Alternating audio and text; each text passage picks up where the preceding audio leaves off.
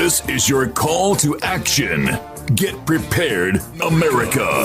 Economy, survival, energy, disasters. This is USAPrepares.com. Informative radio, educational radio. Interact now by emailing instructor@USAPrepares.com or text at 434-390-7953. Class, please take your seats.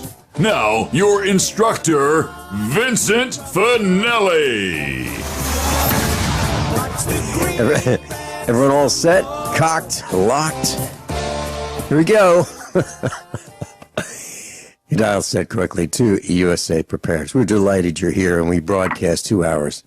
2 hours daily from the Missouri Ozark Mountains. John is engineering the broadcast. And if you'd like to call us, 866-582-9933. 866-582-9933. And if you'd like to listen to USA Prepares 24/7, 605-477-3249. 605-477-3249. Rick Miller's with us. Welcome, Dr. Richard Allen Miller. Good morning, Vincent. I love Vietnam and Tronauer. That was something I even listened to back then. He was that famous. Yep. He was a broadcaster in Vietnam when Radio Free Europe was down in the dumps and the whole thing was starting to fall apart at the seams. Mm-hmm. Yep. Now I'm looking back and realizing that all of us were duped. We were. This war wasn't even about those poor villagers and their 18th century way of living. Yeah. Yeah. And we bombed them to smithereens. We for what purpose? We napalmed them. We lit them on smell fire. Of that in the morning. Mm-hmm. Yep. What we did was absolutely horrible. We had daisy cutter bombs that we would drop them and they would go off and they would just cut everything down like a big lawnmower. It didn't matter what it was. It would just obliterate everything in its radius.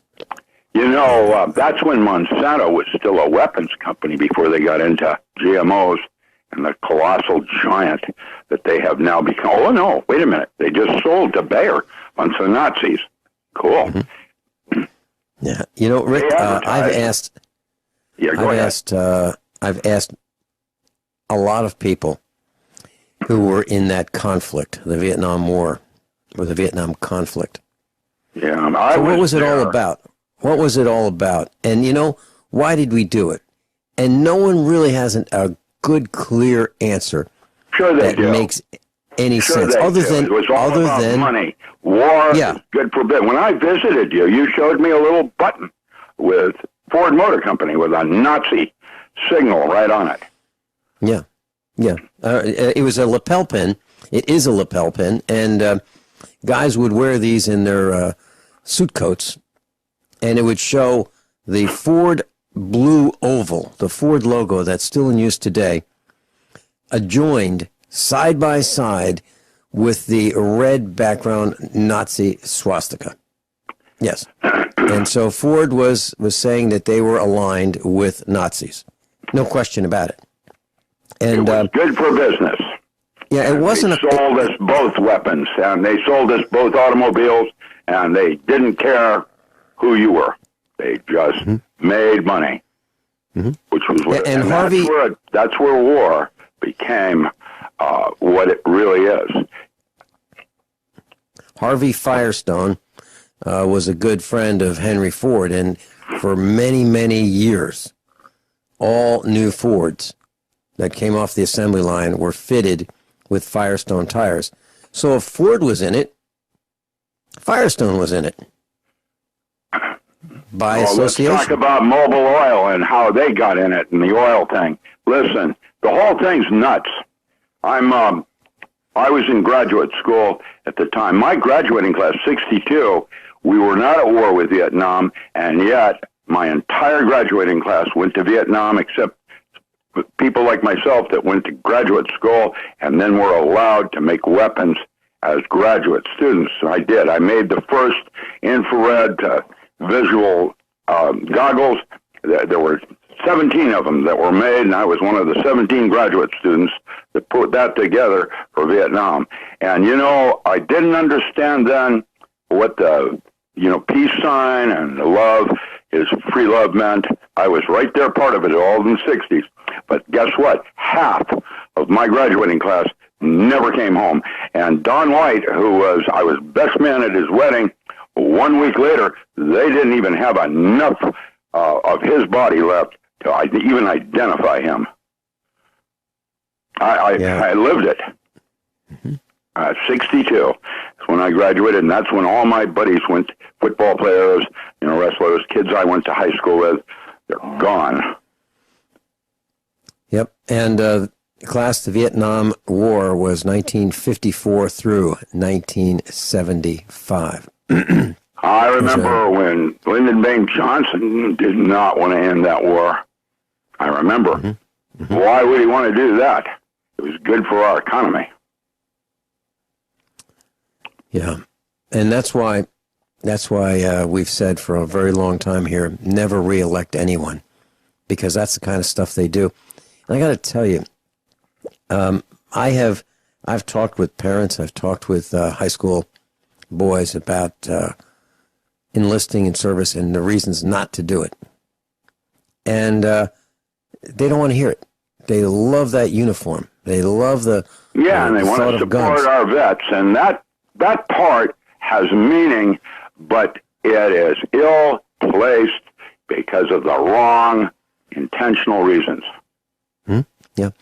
I was at a farm supply buying some protein lick tubs. I bought 12 of them. They were 200 pounds apiece. We had our trailer, and our son and I were there, and these two guys were helping us load the trailer with these 200-pounders. And I asked one of the guys, if he was going to school, and he said he was taking a semester off. And then later I asked him, so what does he want to do? And he said he wanted to be a cop. And I'm like, oh, no. So he wants to be a cop. And ultimately, a little bit later, I asked him, why? Why do you want to be a cop? And he says he likes guns. He likes guns, so he wants to be a cop. And then specifically, he told me he wants to be a SWAT cop. And I said, killing people. And he smiled. That's sick. It is so upsetting to me that this young guy, handsome young guy, is so misguided. Somebody taught him that it's really cool to be at the trigger end of a SWAT incident, which is really an execution. That's what it is. It's murder. It's premeditated murder. And this guy wants to do it. He wants to sign up for it. He can't wait to get behind that .308 rifle. Can't wait. Well, that's Alice's restaurant. And I want to kill, Serge. I want to kill. We've fallen pretty far, Rick.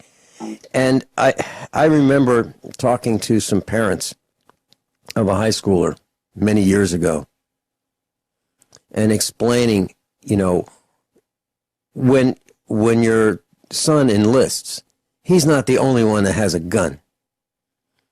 And he's not the only one that's going to be shooting. There's going to be plenty of shooting. And people are going to be shooting at him. And he may not come back. Is it worth it? And why are we doing it? And why are old men sending young men to die? Why? For patriotism? Come on. I'm not buying it. For freedom? I'm not buying it. We go into Vietnam and we obliterate the country. And we say, well, now you've got some freedom. Isn't that great? We've destroyed their way of life, their infrastructure. We've poisoned their land, their air, their water. And we believe that they ought to thank us for that.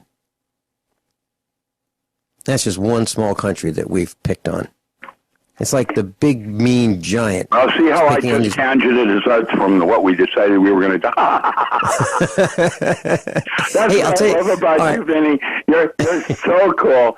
And really, you have a wealth of information and stories. That's what makes working with you so much fun. Let me tell you a story about yesterday. Here you go. So, here we go. So yesterday, I spent some time with Dr. Sheely in his office, and I'll tell you a little bit about that later, Scalar Technology. But after that, I had in my vehicle a couple cases of Matt Stein's book, When Technology Fails, and he called the house and wanted, the last time you and Matt and I were together, he said, hey, can you take these cases? And because it was difficult for him to fly back with a couple cases of books.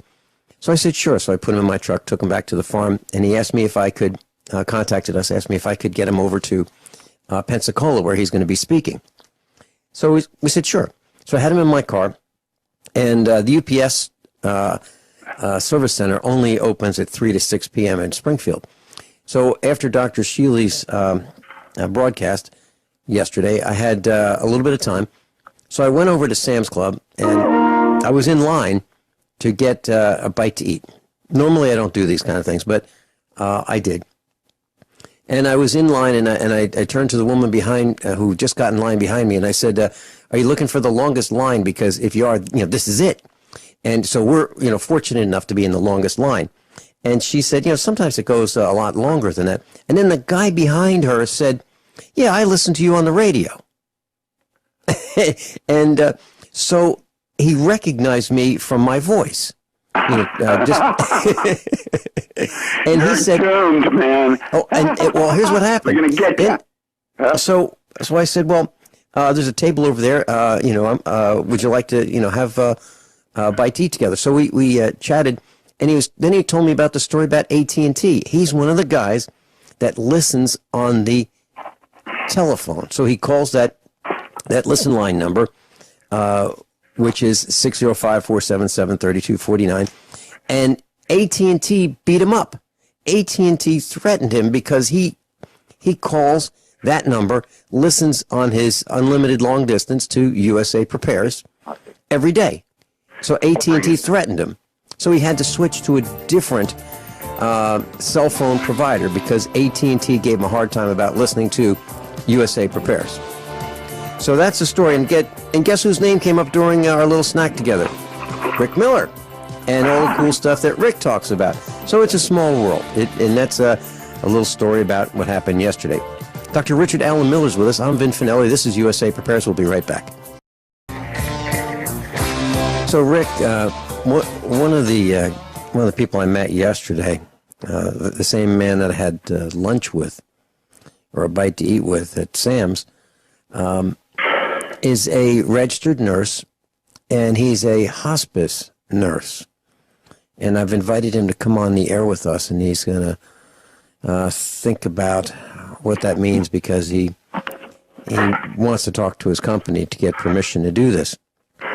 So, that's a pretty tough job, being a hospice nurse, because what happens is that when you go see your patient for the first time, day number 1, that's the very, very best condition that you're going to see that patient in for most cases. And then it gets worse from there, and then ultimately, typically the patient dies. So I've invited him to come on the air, and he may do that. So I'm looking forward to learning more about hospice, how it works, and so forth. So, Rick, what are you up to lately? Are you going to be traveling? Are you going to be dispensing your information? Until April and May are big days for me. I'm going in April. I'm down in Puebla, Mexico. I have been invited back down to an international conference on consciousness. This one is going to be dealing with aliens, and they have speakers from all over the world coming in. And I'm fortunate to be part of this. This is based on my mentor, Dr. Stanley Krippner. And the last time I went down, I got to visit and get to meet some very cool people, including Eben Alexander, and who wrote Proof of Heaven, and others like that. And it's just incredible. Let's see, what else am I doing? In May, and I'm worried about Puebla because that's where I'm going to be because of Popo. It's active, and there's going to be about 8 million people that get killed when that one actually finally blows. It's throwing smoke right now. It was doing that when I was down in 2014. In May, we're going to Colorado, and it's Gaia TV, and Nexus Magazine is doing the first Nexus conference in more than 15 years, and it'll be a large event. I will be one of the keynote speakers. By the way, that's in May 1st, and Beltane. And in April, my mentor, Dr. Stanley Krippner, is going to be there, and he doesn't know this yet, but I have dedicated the non-local mind and a holographic universe to that man. He's the one that introduced me to Edgar Mitchell in 1970 that allowed me to be part of Mission Control with Ed Mitchell's moonwalk, going around the moon. We did the ESP studies in 1971. That led to the ESP book I wrote for Nick Begich. And I want to give it to him in living memory. He's the one that recognized my holographic concept of reality and got me to go to Prague. He's the one that had SEAL Corporation contact me to work with Navy SEALs, and then later MRU with Navy Intelligence and Dr. Carl Schleicher. And so that's my mentor, Dr. Stanley Krippner.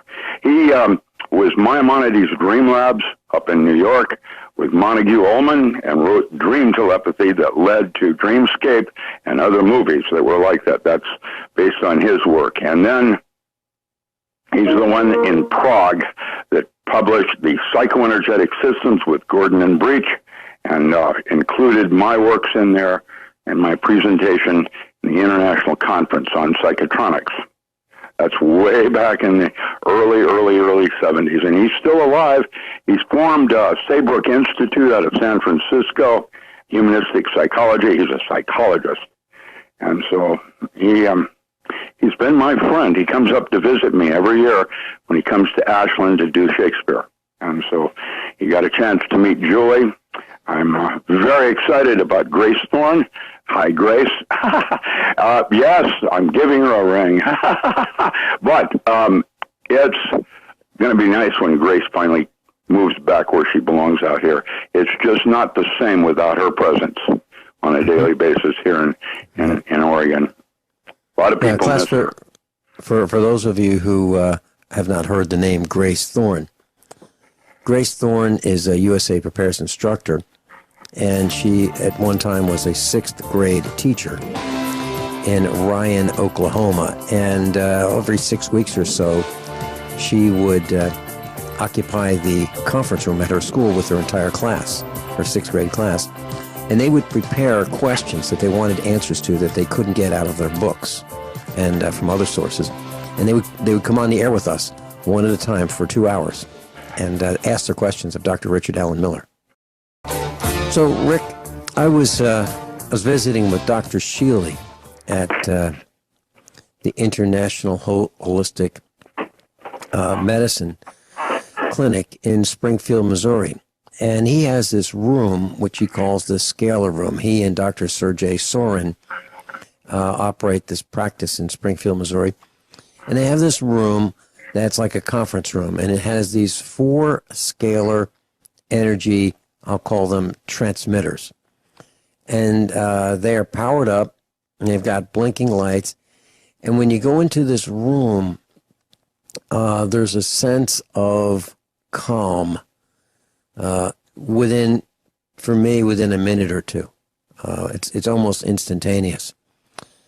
And he has these recliner chairs. These comfortable, thick, padded recliner chairs, and you can put your feet up. And some of our instructors were there, and they just kind of showed up, and they pulled up a seat and started relaxing. And the sensation that I felt was the same sensation that I asked everyone, what they were feeling. I asked them on the air yesterday. We were broadcasting live from there. And I asked them, what they felt. And we all felt this sensation of tingling, like pins and needles if your leg or arm is going to sleep. And but it was a sense of calm as well as that. And those who might be a little bit nervous were relieved of a lot of that, apprehension of being on the air. So can you tell us, that's what I experienced when I was in this scalar energy room. Can you tell us what your thoughts are of scalar energy? What is it? How does it work? Yeah, I can. Scalar is a term that was first coined by Bearden out of Texas. He was an engineer that worked under some of the projects I did for Schleicher. And basically, it's like a scalar is a lesser component. That means that if you are walking on the earth with the sun hitting you, your shadow would be a scalar. It's you. It reflects what you're doing, but to a lesser octave. That means it doesn't have a third dimension of component to it. It's lesser. That's what scalar means. Now, the way Hutchinson and others in the so-called Hutchinson effect worked was that they will use radar to try to set up a resonant cavity oscillation that scales up to a higher dimension of experience. It's like a metaphor. And so like in your body, the way a microtubule will talk to a cell salt, and the way the cell salt will talk to the cell, and the way the cell talks to the liver, and the way the liver talks to the body, that is a scalar progression of resonance. And the way, if you do this, it has an effect in a higher plane here. And so it is a concept that is used to understand that this radar is, or the smoke you got going down the road, is having an effect on higher functions of the body. Now, what Norm and others have done is use, for example, sacred geometry that will somehow focus electromagnetic fields, gamma rays, whatever, to a higher vibratory level, so that, the way the Buddhists did it is that they would have a bowl of water and they would chant across the water, and if they could get the water to start to vibrate to their voice, it would, if they had the right pitch, cause a standing wave to form, which later was called the Sri Yantra, or sacred geometry.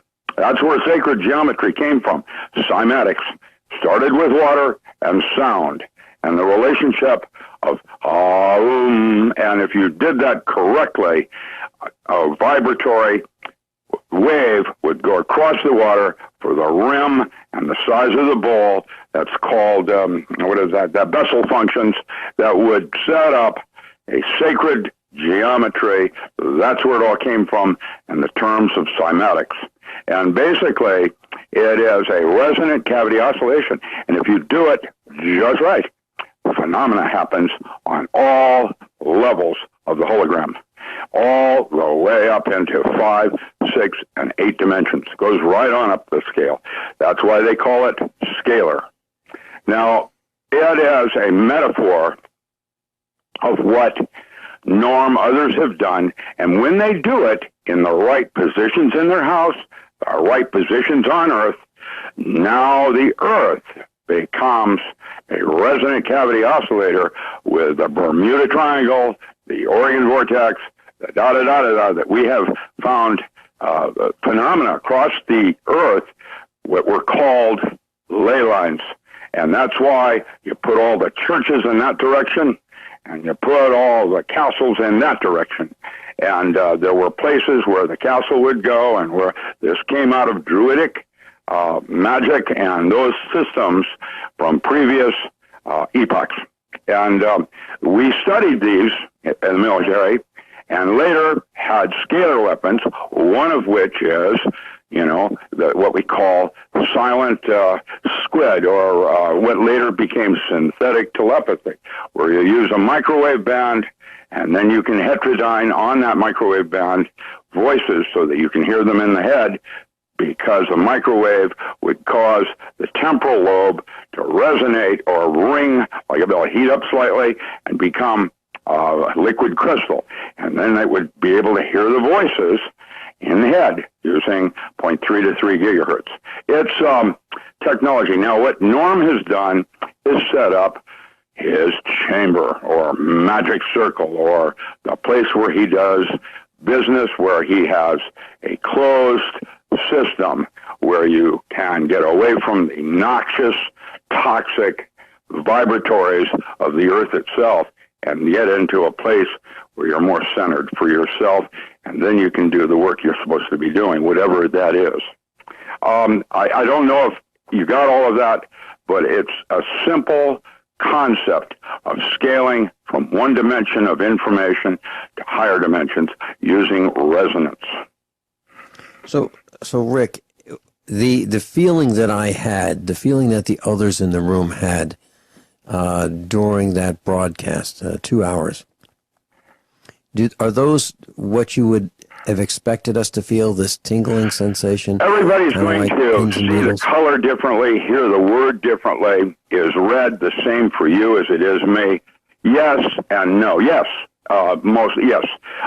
It doesn't matter, because red is an arbitrary bandwidth going from yellow to blue. It varies.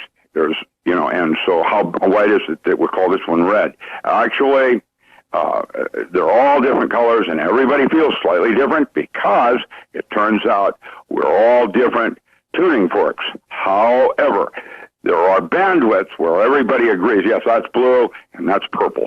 So the distinction between when it becomes orange and when it becomes red. Pretty much we all agree on that part of it. And so there's bandwidths going from red to yellow. And we say this is red and we say this is yellow, because we make a distinction in a more binary digital form, if you will. That it's incremental and rather than analog. And that's how we call metaphor. A man came in, a senior citizen. He had lymphoma, and he was in a lot of pain. And his pain subsided in parts of his body during his stay in that room, while I was there. And we got to be friends, and I've invited him to be on the air with us. You know why it stopped there in that room?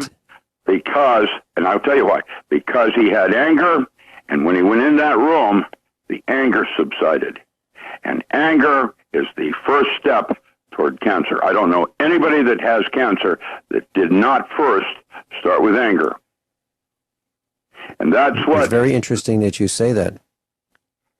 Very interesting that you say that, because he shared a story with me about how he was on a motorcycle. And a woman who was drunk crashed into him. Really banged him up. I mean, really, really messed him up. And as a result, he has metal in him. And I asked him about that.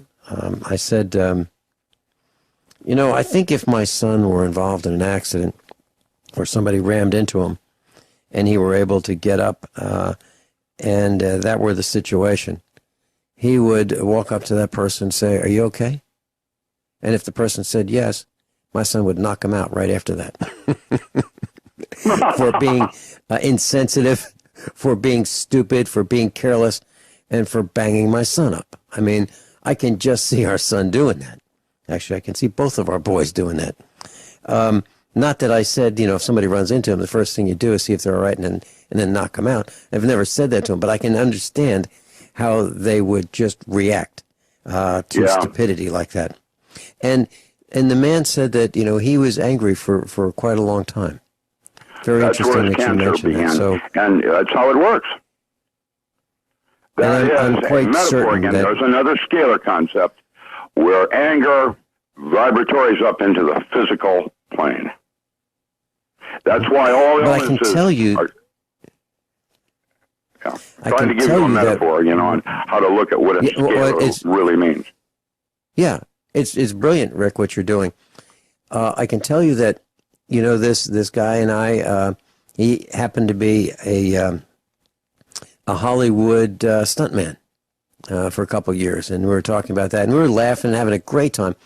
And I was so glad that I had the opportunity to meet him, and of course I invited him to come on the air with us and tell us about some of his experiences in Hollywood and how it works and so forth. But he shared something very interesting with me, and that was, he said, you see those motorcycle crashes in Hollywood in the films, and he said, they look like these big Harleys. He said, really what they are little Honda dirt bikes, and with big gas tanks to make them look like these big Harley motorcycles.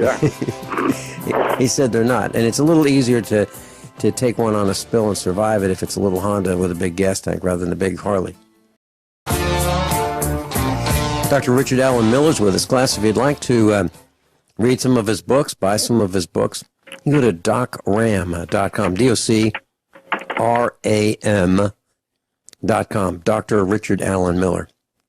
And Rick, so my understanding is that a scalar is a lesser component, as a shadow is a lesser component of me.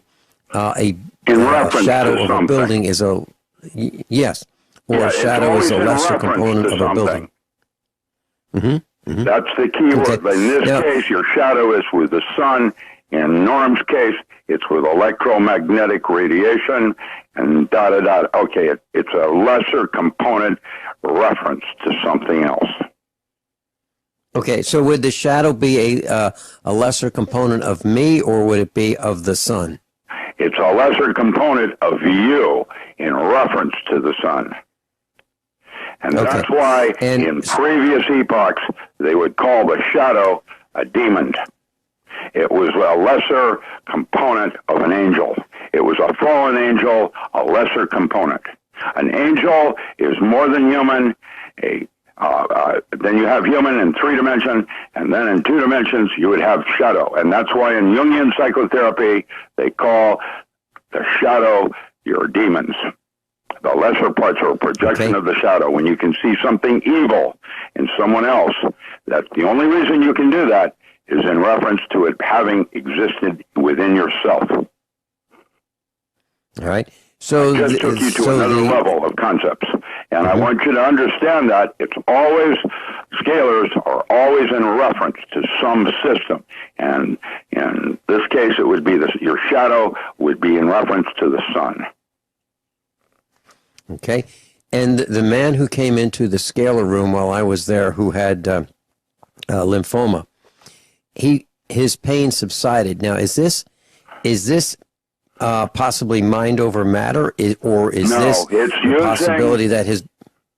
Yeah, it's in reference to that. He had less pain. Now, does that mean... In the reference system of Earth and this room being sanctuary. Okay. Is it possible that he had less pain because his body is rebuilding itself and fixing itself with the addition of being in this scalar energy? If you did not have pain, you would not be alive. You are basically consuming yourself by the electromagnetic transmitters, literally consuming your physical body. What you're trying to do is put it below a certain level of threshold for consciousness, because it is consciousness that creates the pain, the cancer, and the feelings of goodwill. And you have a choice. That's what made you God's favorite. And we forget that, and we get consumed, like I have been recently, with depression, and I have to take personal responsibility.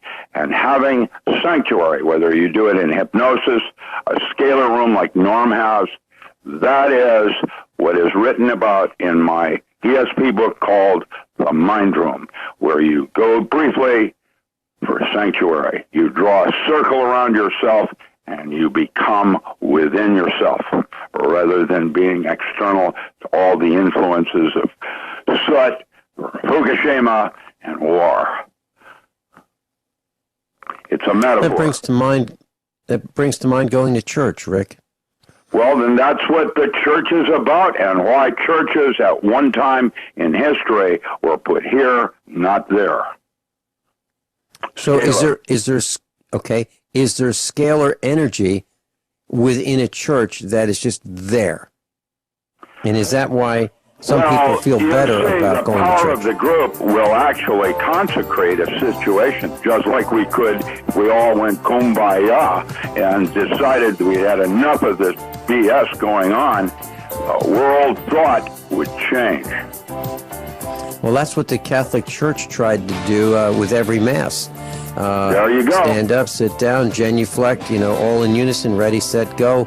I'm not being sacrilegious. I'm saying that's the way it is. And you'll notice Catholic all your Church. elders are on the outside of the parishioners inside, and they put the elders against the wall to focus the energy. There you go.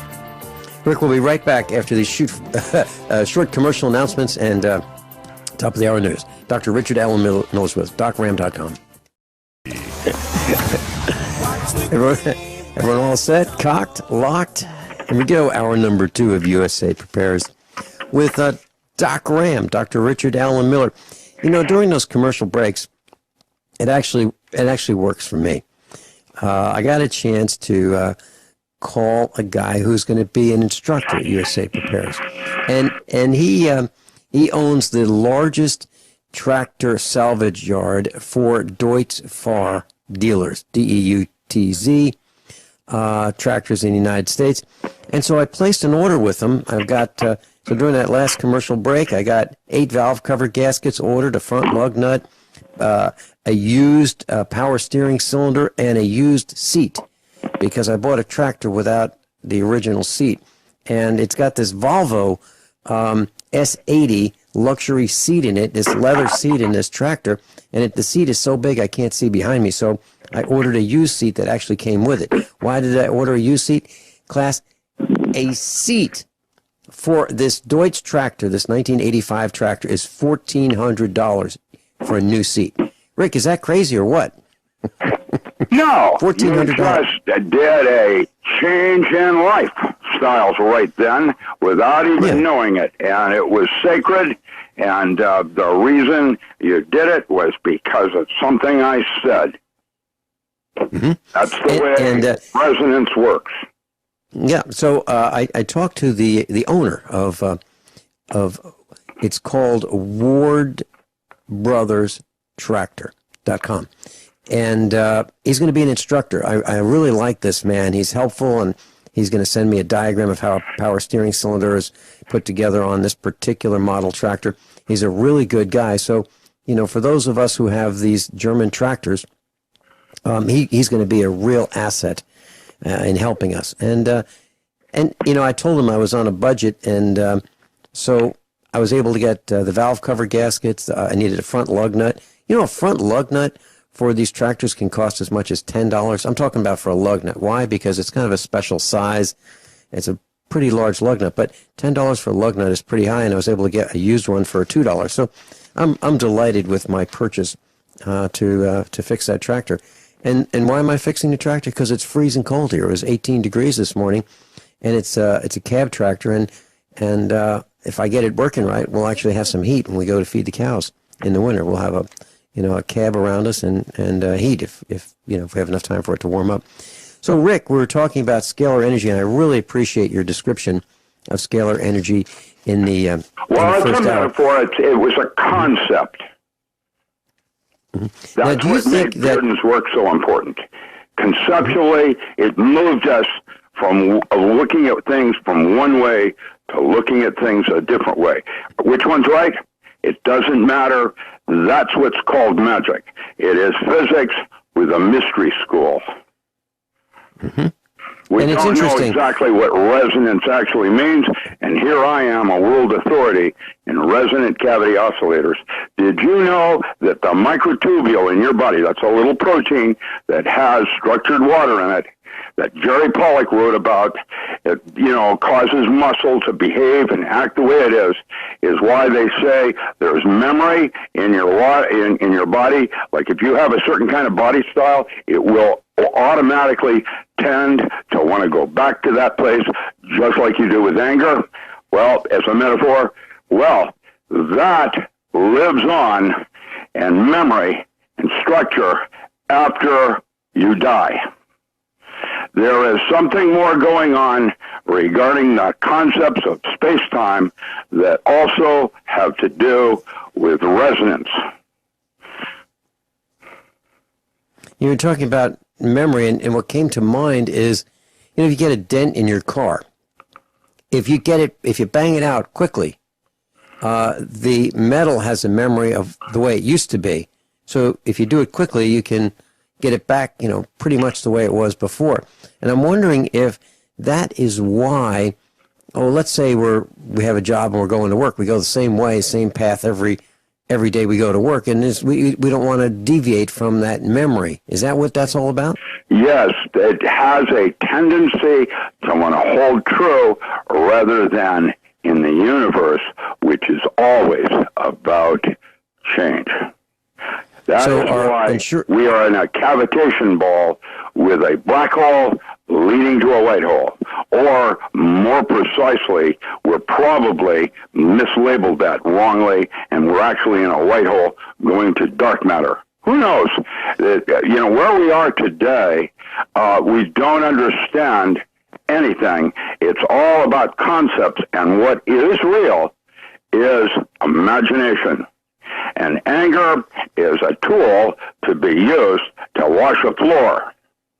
And when you have anger, if you direct it rather than allowing it to direct yourself, now instead of cancer, you have the whitest wash ever with Tide soap. I'm trying to get this in my mind. I'm trying to speak above you just slightly so that it fires your imagination in the relationship of what I said, so that you have your own concept within yourself, which is unique and belongs to Mick. Oh, sorry. I was thinking about several things all at the same time, Rick. And one of them is... That's what imagination does. It gives you a panorama of choices. And one of the things... You were God's favorite. You have that right. And one of the things I was thinking about is the people who I know that are happy are healthy. The people I know who are unhappy are unhealthy. And so the question is this a chicken and egg thing? Are you happy and then therefore become healthy, or do you have to be happy to be healthy, or do you have to be healthy to be happy? Which one came first? They're both the same thing, just like fear and faith. Neither are real, and both are necessary for the center. Mm-hmm. And you said many times on this broadcast that nothing is real, and for those listening to that, they're probably thinking, well, this keyboard in front of me is real. But I think what you were meaning by that is, when you look at the news, you look at the media, you look at what politicians are saying, what they're saying is not what they mean. They have ulterior motives, and we've been lied to and conned and hoodwinked. And I think that the clearest example of that is the media is now being exposed to the greatest amount ever that they were deceptive in the election or selection of the President of the United States. We were duped, hoodwinked, and conned. What do you think about the big movement about fake media and how the media is going after fake media? How does that work? And the fake media is the real media, and the maybe dinosaur media is the out of. The truth is not, like a lot of Christians believe that the truth is in the Bible. And it's true and it's not true. What's true is that the words in the Bible will resonate something inside you, and that is where the real truth lies for you. And that's why it is not about the written word, it is about your response to the written word. Because that inside is where I start with my truth, not outside and other people agreeing with me. I met a guy yesterday as a truck driver, a retired truck driver, and he's from Europe, England. And I said to him, and he's living in the United States, and I said, so how do you like it here? And he said to me, you know why they call it the Show Me State, Missouri? And I said, yeah, actually I do. And he said it's because there's so many liars here that you have to.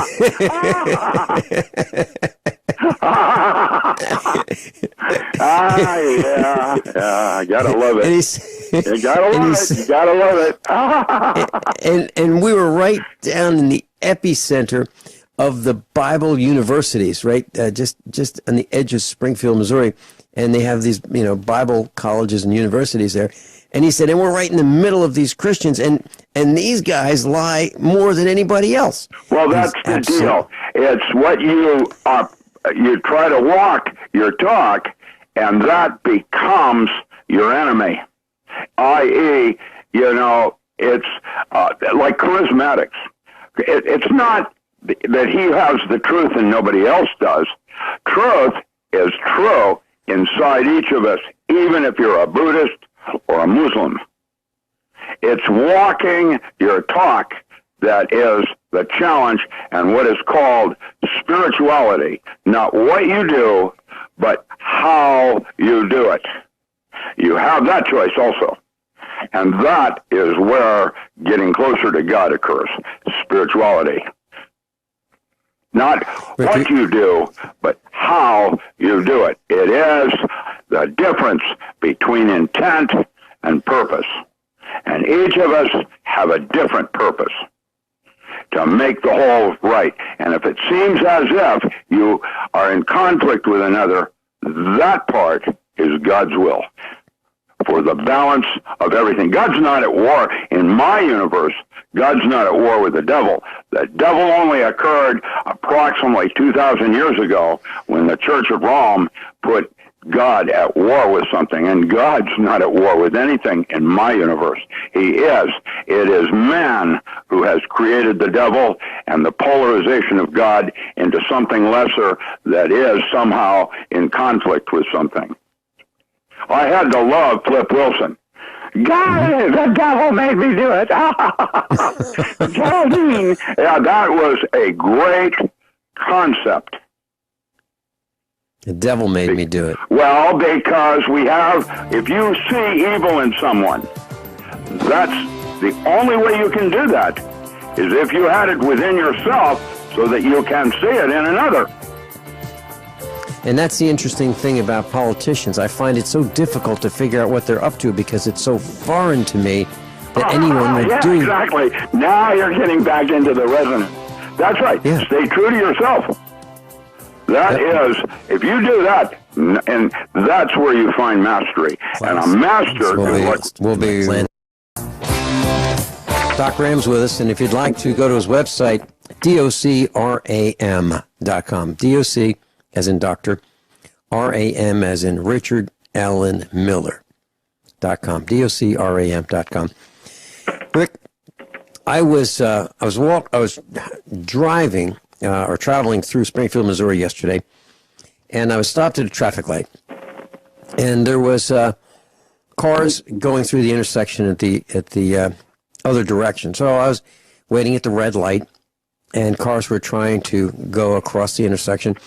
And there was a woman who was walking with her very young elementary or, I would think kindergarten, first or second grade. The child was bundled up. It was cold out. And so the mom was walking across the intersection. Cars were trying to get through the intersection. The mom was looking down at her cell phone, texting, totally oblivious to all the cars that were trying to get across the intersection. And her daughter was in tow behind mom. I would say 5-6 feet behind mom, following mom's good example. Mom is totally oblivious to everything around her, including the cars trying to get through the intersection, and the daughter is in the way of these cars. Perfectly dangerous situation. And so here's the question. I don't like cell phones, and I think this activity is ridiculous. What is it so important that it can't wait till mom gets across the intersection, especially with daughter in tow, right? So is it the cell phone frequency? Is that what is destroying mom's ability to be a mom, to pay attention to the most precious gift ever that person has ever received, her child? What do you think it is? Is it the electromagnetic radiation? What do you think? What we've been talking about, the concept of scalar. Now, what your mom is doing now is no longer having direct eyeball-to-eyeball communication. I remember a time when you went to visit somebody, it was special because it was an ordeal going from here to there, and you always brought something as a gift. Always. That concept has gone to a lesser scalar of now she's staring down in a void and using slang and quick selfie pictures, happy face, Mr. Yuck, whatever, to communicate conceptually less information, less personal involvement to the exclusion of her immediate now. And that is what cell phones and texting is doing to our society. It is giving us less direct communication, which was in Hindi called darshan. A master would not accept a student unless he looked them straight in the eye and the soul was touched. It's called darshan. And when you eliminate that with just a voice, telephone or Skype, telephone and a picture, there's less than physical presence, and texting is down to essentially anything you want, including not really being present with that person, either a toss-off of one, statement to another, like good luck and da-da-da. It's very minimal. And that's what our society is matriculating down to with that technology. And it has scalars across the board with biological and emotional and moving right up into the intellectual and then archetypal levels of information. And I have to tell you, that's why I have a throwaway track phone. And while I have become dependent on a computer, I remember when I used carbon paper. Sure. And so, Rick, when we lived in Virginia back in the 1990s, there was a weekly newspaper that was the county newspaper, and it had a column in it where one of the locals would write about the adventures of some of the other locals, like Louise. Spent Friday traveling all the way to Richmond, Virginia. It's a 50-mile trip, okay? It was big news. It was that ordeal you're talking about. And I thought, why is this? Well, it's because that part of rural Virginia didn't have electricity until the 1950s. So it was a big ordeal. And the Navajo don't even want electricity. Doc Ram's with us, docram.com. So, Rick, stress. Want to talk about stress? I'm sorry? Would you like to talk about stress? It's made me sick, and I need a better management program. I used to use sex, now I have to rethink everything. It's just unbelievable what's going on with me right now in Amazon. And I am learning as I go and wished I was way more ahead of the curve than I am. It's unbelievable. I have people out there that are selling my book new cheaper than my book. How does that work? Well, Lexington, Kentucky is where they're printing Simon & Schuster's version of my book, and Simon & Schuster didn't know it. And Amazon they're doing full money on policing it, I think, but I noticed they have loopholes where they have plausible deniability. And there's 20 people selling my book new. How does that work? 20. Rick, are you saying that if you look at it, being printed by somebody else and they're taking all the profit? Yes. And does it say published by, and the publisher yeah, is even in some cases, they have forged my signature. And so then, of course, the better way around that is snail mail, which is what I'm recommending, and my website. Well, guess what? My website was simultaneously hacked at the very moment Amazon store when these books started being sold. And that means I didn't get any order from anybody for almost 1 month. That's impossible. I've got, 45 years of selling books. I've always sold books every day. I've got enough titles. The Encyclopedia of Alternative Agriculture just came out, and I have only had 4 sales on that. Wow. Yeah, it gets better. Now, you don't think I have $2,500 between me and savings right this moment with Social Security as my only source of income. That just covers my rent. I have no margin, and to lose a full month of incomes has devastated me to the point where I am having to go back to work at Weimar at age 73. It's crazy. And guess what? When I started saying this last week on the radio, I got a flood of email of similar small publishers. Same problem. And when Amazon and Lightning Source and Ingrams and Google, I forget the search engine AIs, when they started to form a conglomerate like Monsanto for food, it became really apparent that we have a serious problem going on that's way far worse than war and politicians.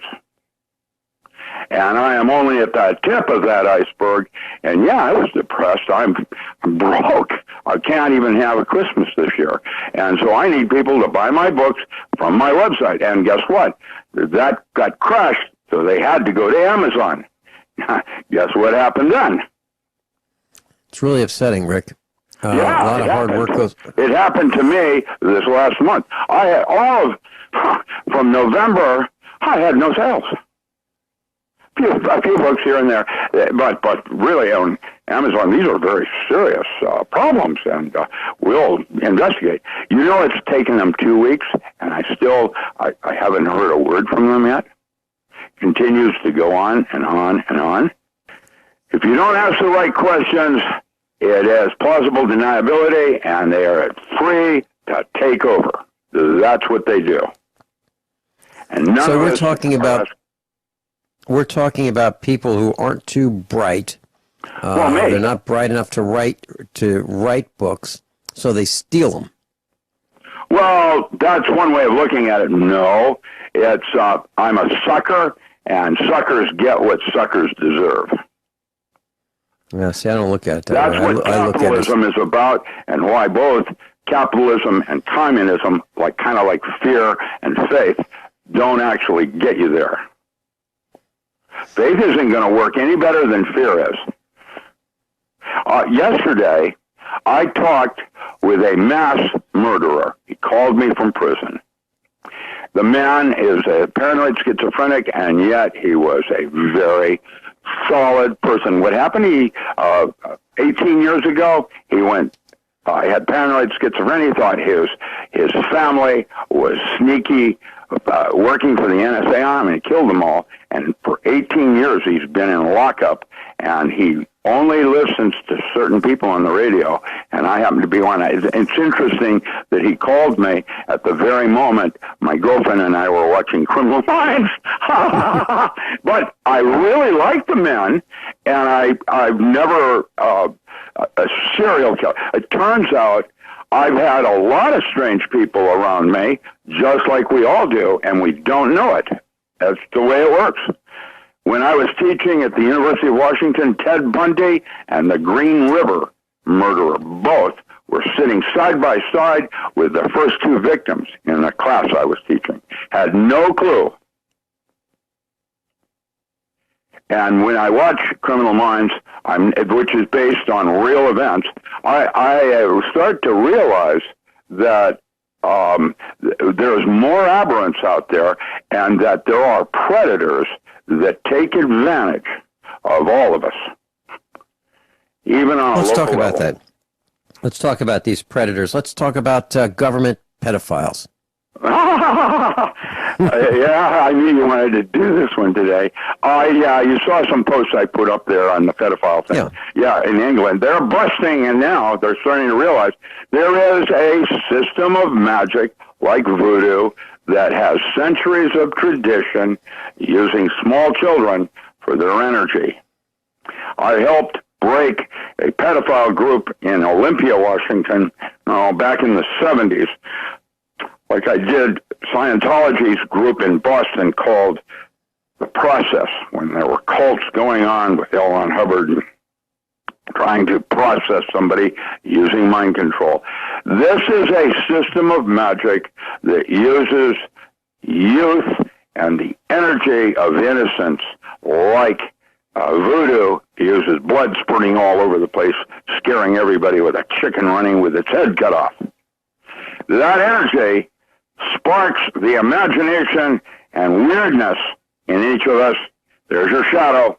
It comes out with demons, and you get hooked with a system that works. And now everybody's waking up to the fact that the Republican Party, for example, has a weird cult in Texas. And there's all of these Skull and Bones and Bohemian Grove that we call Illuminati. Illuminati is a misused, incorrect term for Jesuits that went after the Church of Rome when the Church of Rome turned against their scientists, using them as a scapegoat during the Inquisition. And I'm going to say something. They went out and they went after as assassins. There's going to be a movie out on that very thing where they're like super soldiers.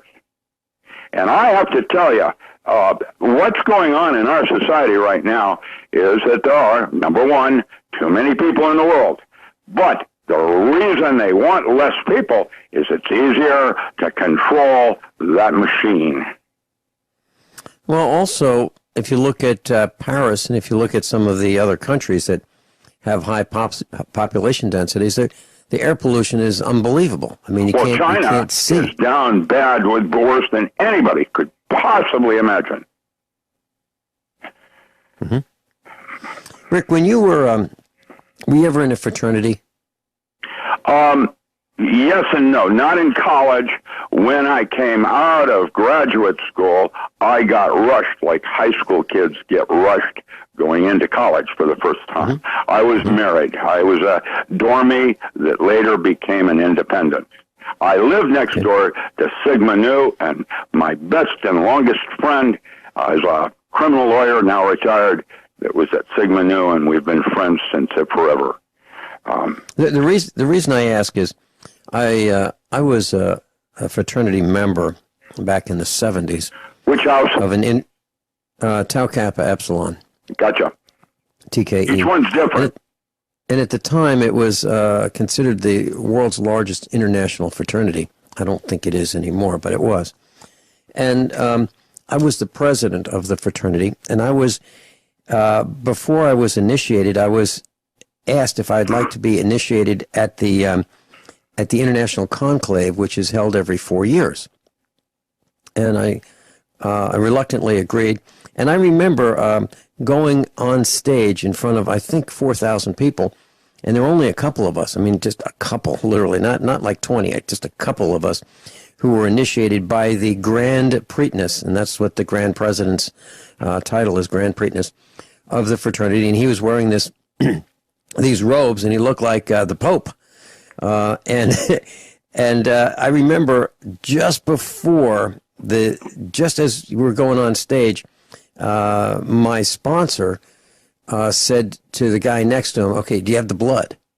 Do you have his blood type? And did you get the blood?" And that was really unnerving. And there was no blood in this ceremony, but they acted like, I was going to be sliced, diced, cut, get a transfusion, something, drink blood. I didn't know what, but it was really unnerving. But there was no blood in the ceremony at all. However, it was a ritual that, it's a secret ritual, but I can tell you that I wasn't privy to any secrets, and I didn't do anything that, like George Bush, Skull and Bones, whatever is alleged that happens there. None of that happened with me. There was just a ceremony, and that was it. That was it. And so I haven't done much with the fraternity since. So the reason I asked you was if there were blood rituals in any of these pedophilia things that are going on. Do they do things with blood, human blood? Some do, some don't. It's an emotional thing. What they're trying to do is, again, a scalar concept of moving up into higher dimensions of intent and purpose. And we'll be right back. We're going into a break. We'll be right back. Doc Ram's with us. Dr. Richard Alan Miller. Rick, we were talking about pedophilia, and what's the relationship to government and pedophilia? Well, there are nothing, but there are within all governments and all large corporations, secret, like the military. The military isn't good or bad. It's got agendas and purpose, and it's different than shopping.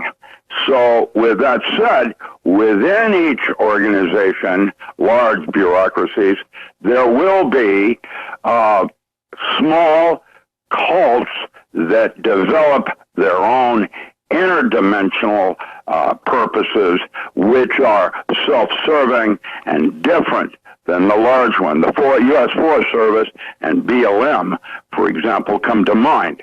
And there will be people within those large things that form a secret society within a large organization that have no accountability.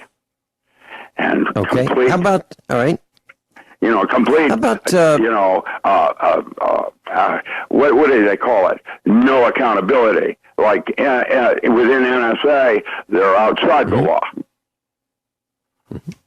And with Microsoft, that said, then there's a use for misuse, and within those, some of these start using old systems of magic to run and rule the roost.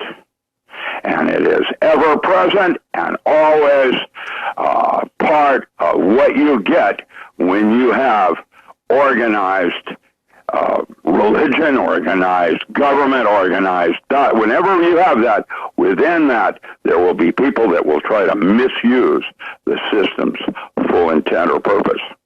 And that's what's happened to our governments. That's what's happened to our local governments. That's what's happened across the board. And you always need accountability and what we call oversight. Rick, Microsoft has been in the news talking about virtual reality and how you could experience hallucinations with virtual reality that mimic LSD. Well, LSD is a neurotransmitter in the brain, and it's actually lysergic acid amide. And just like the chill is dimethyltryptamine in your brain. And that's why these are called drugs on the external world, because they're actually toxins that mimic chemistries in the body, like opium. And opium in the body are ecothalines and endorphins for pain. And they're different than opium. And what happens is when you start supplying the brain with external stimulants or depressants, whatever, then you have the body stops producing its own because it doesn't need it. It's getting it from here. It's the same thing with government, rituals, and everything. It's scalar again, just like we've been talking about. This is a real problem, and balance is what's needed. Not faith or fear, but the integration of both. That's what magic is about. Path working. Learning how to find your own balance. So if someone uses these glasses, these virtual reality glasses, can they literally damage their brains? No. What damages the brain is your imagination's relationship to it. They're just external. What's going on is that you have a choice and you're being fooled on what is and is not real or important. That's why you have to go internal and know yourself. That's the first place you start. Self-realization. Rick, there were some clams that were dug up, and they're 500 years old. And they have, the clam shells have these rings on them. And they've discovered, through looking at these rings of these 500-year-old clams, that since the 1800s, the Industrial Revolution has caused the atmosphere to change and the ocean to change. Are you concerned about that? Oh, of course I am. It is changing. Serious concerns? Yes. I'm very concerned about it. Okay. All right. What a great note to end on. Rick, thank you so much for being a Dr. Richard Alan Miller class, docram.com, docram.com. If you'd like to go to his website and keep up with his activities and his take on the news. Above all, honesty and integrity. Class.